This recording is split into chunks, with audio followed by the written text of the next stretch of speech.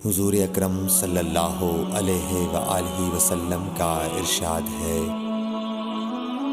تمام اعمال کا دار و مدار نیت پر ہے، اور ہر عمل کا نتیجہ ہر انسان کو اس کی نیت کے مطابق ہی ملے گا۔ پس جس کی ہجرت دولت دنیا حاصل کرنے کے لیے ہو یا کسی عورت سے شادی کی غرض سے ہو، پس اس کی ہجرت انہی چیزوں کے لیے ہوگی جن کے حاصل کرنے کی نیت سے اس نے ہجرت کی۔ حضور اکرم صلی اللہ علیہ وآلہ وسلم نے فرمایا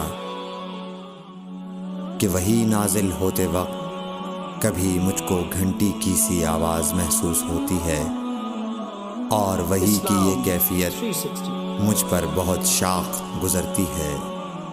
جب یہ کیفیت ختم ہوتی ہے تو میرے دل و دماغ پر اس فرشتے کے ذریعے نازل شدہ وحی محفوظ ہو جاتی ہے، اور کسی وقت ایسا ہوتا ہے کہ فرشتہ بشکل انسان میرے پاس آتا ہے اور مجھ سے کلام کرتا ہے، بس میں اس کا کہا ہوا یاد رکھ لیتا ہوں۔ حضرت صلی اللہ علیہ وآلہ وسلم پر وحی کا ابتدائی دور اچھے سچے پاکیزہ خوابوں سے شروع ہوا۔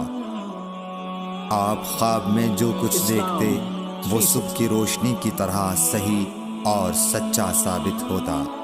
پھر من جانب قدرت آپ تنہائی پسند ہو گئے، اور آپ نے غار حرا میں خلوت نشینی اختیار فرمائی، اور کئی دن اور رات وہاں مسلسل عبادت اور یاد الہی و ذکر میں مشغول رہنے لگے۔ جب تک گھر آنے کو دل نہ چاہتا توشہ ہمراہ لیے ہوئے وہاں رہتے۔ توشہ ختم ہونے پر ہی اہلیہ محترمہ حضرت خدیجہ رضی اللہ تعالی عنہا کے پاس تشریف لاتے، اور کچھ توشہ ہمراہ لے کر پھر وہاں جا کر خلوت گزین ہو جاتے۔ یہی طریقہ جاری رہا یہاں تک کہ آپ پر حق منکشف ہو گیا، اور آپ غار حرا ہی میں قیام پذیر تھے کہ اچانک حضرت جبرائیل علیہ السلام آپ کے پاس حاضر ہوئے اور کہنے لگے کہ اے محمد پڑھو۔ آپ فرماتے ہیں کہ میں نے کہا کہ میں پڑھنا نہیں جانتا۔ آپ صلی اللہ علیہ وسلم فرماتے ہیں کہ فرشتے نے مجھے پکڑ کر اتنے زور سے بھینچا کہ میری طاقت جواب دے گئی۔ پھر مجھے چھوڑ کر کہا پڑھو۔ میں نے پھر وہی جواب دیا کہ میں پڑھا ہوا نہیں ہوں۔ اس فرشتے نے مجھ کو نہایت ہی زور سے بھینچا کہ مجھ کو سخت تکلیف محسوس ہوئی۔ پھر اس نے کہا کہ پڑھ۔ میں نے کہا میں پڑھا ہوا نہیں ہوں۔ فرشتے نے تیسری بار مجھ کو پکڑا اور تیسری مرتبہ پھر مجھ کو بھینچا، پھر مجھے چھوڑ دیا اور کہنے لگا کہ پڑھو اپنے رب کے نام کی مدد سے جس نے پیدا کیا اور انسان کو خون کی پھٹکی سے بنایا۔ پڑھو اور آپ کا رب بہت ہی مہربانیاں کرنے والا ہے۔ بس یہی آیتیں آپ حضرت جبرائیل علیہ السلام سے سن کر اس حال میں غار حرا سے واپس ہوئے کہ آپ کا دل اس انوکھے واقعے سے کانپ رہا تھا۔ آپ حضرت خدیجہ کے ہاں تشریف لائے اور فرمایا کہ مجھے کمبل اوڑھا دو، مجھے کمبل اوڑھا دو۔ لوگوں نے آپ کو کمبل اوڑھا دیا۔ جب آپ کا ڈر جاتا رہا تو آپ نے اپنی زوجہ محترمہ حضرت خدیجہ رضی اللہ تعالی عنہا کو تفصیل کے ساتھ یہ واقعہ سنایا، اور فرمانے لگے کہ مجھ کو اب اپنی جان کا خوف ہو گیا ہے۔ آپ کی اہلیہ محترمہ حضرت خدیجہ رضی اللہ تعالی عنہا نے آپ کی ڈھارس بندھائی اور کہا کہ آپ کا خیال صحیح نہیں ہے۔ اللہ کی قسم آپ کو اللہ کبھی رسوا نہیں کرے گا۔ آپ تو اخلاق فاضلہ کے مالک ہیں، آپ تو کنبہ پرور ہیں، بے کسوں کا بوجھ اپنے سر پر رکھتے ہیں، مفلسوں کے لیے آپ کماتے ہیں، مہمان نوازی میں آپ بے مثال ہیں اور مشکل وقت میں آپ امر حق کا ساتھ دیتے ہیں۔ ایسے اوصاف حسنہ والا انسان یوں بے وقت ذلت و خواری کی موت نہیں پا سکتا۔ پھر مزید تسلی کے لیے حضرت خدیجہ رضی اللہ تعالی عنہا آپ کو ورقہ بن نوفل کے پاس لے گئیں، جو ان کے چچا زاد بھائی تھے اور زمانہ جاہلیت میں نصرانی مذہب اختیار کر چکے تھے اور عبرانی زبان کے کاتب تھے۔ چنانچہ انجیل کو بھی حسب منشائے خداوندی عبرانی زبان میں لکھا کرتے تھے۔ انجیل سریانی زبان میں نازل ہوئی تھی، پھر اس کا ترجمہ عبرانی زبان میں ہوا۔ ورقہ اسی کو لکھتے تھے۔ وہ بہت بوڑھے ہو گئے تھے، یہاں تک کہ ان کی بینائی بھی رخصت ہو چکی تھی۔ حضرت خدیجہ رضی اللہ تعالی عنہا نے ان کے سامنے آپ کے حالات بیان کیے اور کہا کہ اے چچا زاد بھائی، اپنے بھتیجے محمد صلی اللہ علیہ وسلم کی زبانی ذرا ان کی کیفیت سن لیجئے۔ وہ بولے کہ بھتیجے، آپ نے جو کچھ دیکھا ہے اس کی تفصیل سناؤ۔ چنانچہ آپ صلی اللہ علیہ وآلہ وسلم نے از اول تا آخر پورا واقعہ سنایا، جسے سن کر ورقہ بے اختیار ہو کر بول اٹھے کہ یہ تو وہی ناموس معزز رازدان فرشتہ ہے جسے اللہ نے حضرت موسیٰ علیہ السلام پر وحی دے کر بھیجا تھا۔ کاش میں آپ کے اس عہد نبوت کے شروع ہونے پر جواں عمر ہوتا، کاش میں اس وقت تک زندہ رہتا جب کہ آپ کی قوم آپ کو اس شہر سے نکال دے گی۔ رسول کریم صلی اللہ علیہ وآلہ وسلم نے یہ سن کر تعجب سے پوچھا کہ کیا وہ لوگ مجھ کو نکال دیں گے، حالانکہ میں تو ان میں صادق و امین و مقبول ہوں۔ ورقہ بولا، ہاں یہ سب کچھ سچ ہے، مگر جو شخص بھی آپ کی طرح امر حق لے کر آیا لوگ اس کے دشمن ہی ہو گئے ہیں۔ اگر مجھے آپ کی نبوت کا وہ زمانہ مل جائے تو میں آپ کی پوری مدد کروں گا، مگر ورقہ کچھ دنوں کے بعد انتقال کر گئے۔ پھر کچھ عرصے تک وحی کی آمد موقوف رہی۔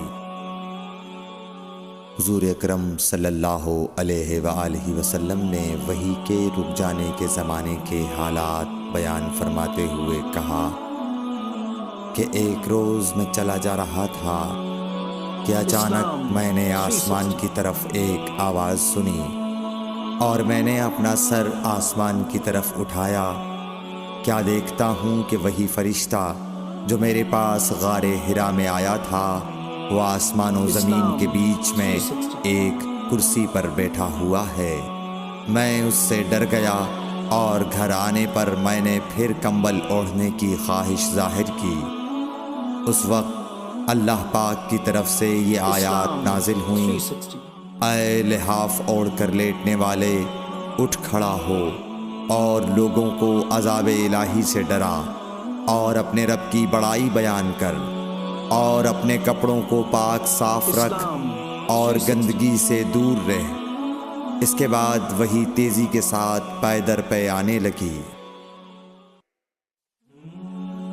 رسول اللہ صلی اللہ علیہ وآلہ وسلم نزول قرآن کے وقت بہت سختی محسوس فرمایا کرتے تھے، اور اس کی علامتوں میں سے ایک یہ تھی کہ یاد کرنے کے لیے آپ اپنے ہونٹوں کو ہلاتے تھے۔ ابن عباس رضی اللہ تعالی عنہ نے کہا، میں اپنے ہونٹوں کو ہلاتا ہوں جس طرح آپ ہلاتے تھے۔ سعید کہتے ہیں، میں بھی اپنے ہونٹ ہلاتا ہوں جس طرح ابن عباس رضی اللہ تعالی عنہ کو میں نے ہلاتے دیکھا۔ پھر انہوں نے اپنے ہونٹ ہلائے۔ ابن عباس رضی اللہ تعالی عنہ نے کہا، پھر یہ آیت اتری کہ اے محمد، قرآن کو جلد جلد یاد کرنے کے لیے اپنی زبان نہ ہلاؤ، اس کا جمع کر دینا اور پڑھا دینا ہمارا ذمہ ہے۔ حضرت ابن عباس رضی اللہ تعالی عنہ کہتے ہیں، یعنی قرآن آپ صلی اللہ علیہ وآلہ وسلم کے دل میں جمع دینا اور پڑھا دینا ہمارے ذمے ہے۔ پھر جب ہم پڑھ چکے تو اس پڑھے ہوئے کی اتباع کرو۔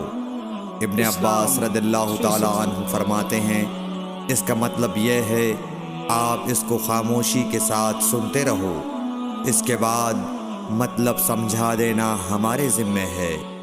پھر یقیناً یہ ہماری ذمہ داری ہے کہ آپ اس کو پڑھو، یعنی اس کو محفوظ کر سکو۔ چنانچہ اس کے بعد جب آپ کے پاس حضرت جبرائیل علیہ السلام وحی لے کر آتے تو آپ توجہ سے سنتے۔ جب وہ چلے جاتے تو رسول اللہ صلی اللہ علیہ وسلم اس وحی کو اس طرح پڑھتے جس طرح حضرت جبرائیل علیہ السلام نے اسے پڑھا تھا۔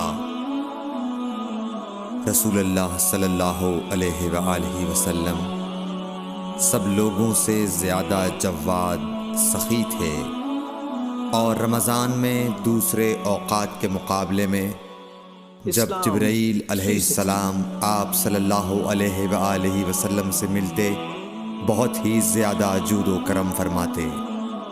جبرائیل علیہ السلام رمضان کی ہر رات میں آپ صلی اللہ علیہ وآلہ وسلم سے ملاقات کرتے اور آپ کے ساتھ قرآن کا دورہ کرتے۔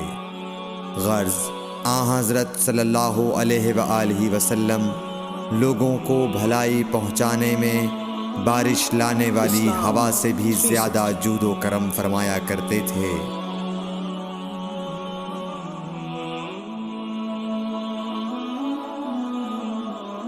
رسول اللہ صلی اللہ علیہ وسلم نے فرمایا، اسلام کی بنیاد 5 چیزوں پر قائم کی گئی ہے۔ اول، گواہی دینا کہ اللہ کے سوا کوئی معبود نہیں اور بے شک حضرت محمد صلی اللہ علیہ وسلم اللہ کے سچے رسول ہیں، اور نماز قائم کرنا اور زکوٰۃ ادا کرنا اور حج کرنا اور رمضان کے روزے رکھنا۔ نبی کریم صلی اللہ علیہ وآلہ وسلم نے فرمایا کہ ایمان کی 60 سے کچھ اوپر شاخیں ہیں، اور حیا، شرم بھی ایمان کی ایک شاخ ہے۔ حضرت محمد مصطفیٰ صلی اللہ علیہ وآلہ وسلم نے فرمایا، مسلمان وہ ہے جس کی زبان اور ہاتھ سے مسلمان بچے رہیں، اور مہاجر وہ ہے جو ان کاموں کو چھوڑ دے جن سے اللہ نے منع فرمایا۔